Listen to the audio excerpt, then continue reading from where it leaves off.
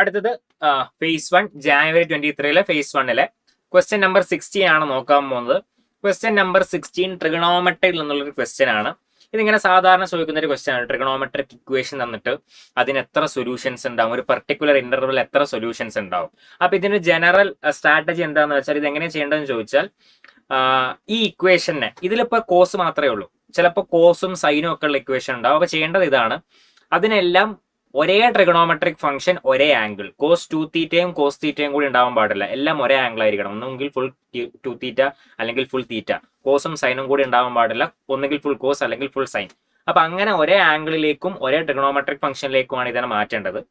അപ്പൊ ഇവിടെ കോസ് 2 തീറ്റ ഉണ്ട്, കോസ് തീറ്റ ഉണ്ട്. അപ്പൊ നമുക്കറിയാം കോസ് 2 തീറ്റേനെ മാറ്റാം. കോസ് 2 തീറ്റേനെ 2 കോസ് സ്ക്വയർ തീറ്റ മൈനസ് 1 ആക്കാം, plus 8 cos theta plus 3√3. Trigonometric ഫംഗ്ഷന് സ്ക്വയർ വന്നാലൊന്നും കുഴപ്പമില്ല, ഒരേ ട്രിഗണോമെട്രിക് ഫംഗ്ഷനും ഒരേ ആംഗിളും ആയിരിക്കണം. 2 തീറ്റയും തീറ്റയും കൂടി ഉണ്ടാവാൻ പാടില്ല. ഇപ്പോൾ ഇവിടെ എല്ലാം തീറ്റയേ ഉള്ളൂ, കോസ് സ്ക്വയർ തീറ്റ ഉണ്ട്, കോസ് തീറ്റ ഉണ്ട്, അത് കുഴപ്പമില്ല. എല്ലാം കോസ് ആണ്, എല്ലാം ഒറ്റ ആംഗിൾ തീറ്റയിലാണ്.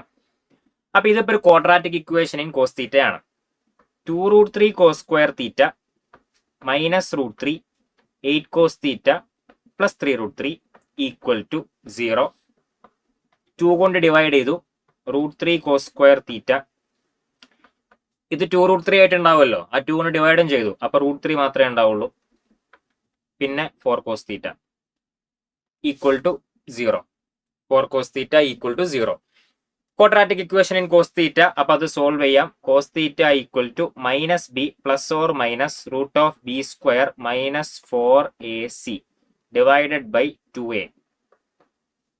അപ്പൊ കോസ് തീറ്റ 16 മൈനസ് അത് 12 ആണ്, divided by 2√3 minus 4 plus or minus 2 by 2√3 എന്ന് കിട്ടും. അപ്പൊ അതിനർത്ഥം കോസ് തീറ്റ എന്ന് പറഞ്ഞാൽ either minus 6 by 2√3 or minus 6, ഇനിയിപ്പോ എന്തായിരുന്നു, പ്ലസ് മൈനസ് 2 ബൈ 2√3.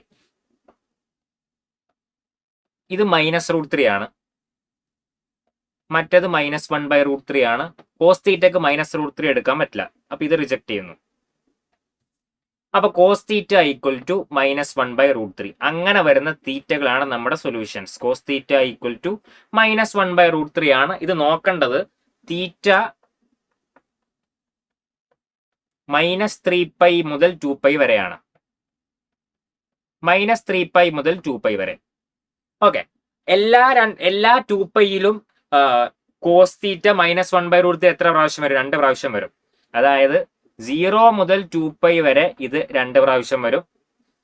0 മുതൽ മൈനസ് 2π വരെ ഇത് 2 പ്രാവശ്യം വരും. ഇനി ഒരു മൈനസ് 2π മുതൽ മൈനസ് 3π വരെ അതൊറ്റ പയ്യേ ഉള്ളൂ. അപ്പൊ ഒരു പൈ കറങ്ങുമ്പോൾ ഒരു പൈയിൽ കോസ് തീറ്റ ഫസ്റ്റ് ക്വാഡ്രന്റും സെക്കൻഡ് ക്വാഡ്രന്റും കൂടെയാണ് പോകുന്നത്. അപ്പൊ അവിടെ പോസിറ്റീവ് വാല്യൂസ് വരും, ഇവിടെ നെഗറ്റീവ് വാല്യൂസ് വരും. അപ്പൊ ഒരു പ്രാവശ്യം മൈനസ് 1 ബൈ √3 ഒരു പൈയിൽ കടന്നു പോകും. അപ്പൊ ഈ ഇന്റർവെല്ലിൽ ഒന്നും വരും. അപ്പൊ മൊത്തം 5 പ്രാവശ്യം കോസ് തീറ്റ മൈനസ് 1 ബൈ √3 ആവും. ഈ ഇന്റർവെല്ലിൽ കോസ് തീറ്റ മൈനസ് 1 ബൈ √3 ആവുന്നത് 5 പ്ലേസസിൽ ഉണ്ടാവും. അപ്പൊ നമുക്ക് 5 സൊല്യൂഷൻസ് ഉണ്ട് ആ ഇക്വേഷന്. 5 സൊല്യൂഷൻസ്, 5 സൊല്യൂഷൻസ് ആണ് ഉള്ളത്. ഓപ്ഷൻ 2 5 ആണ് ആൻസർ.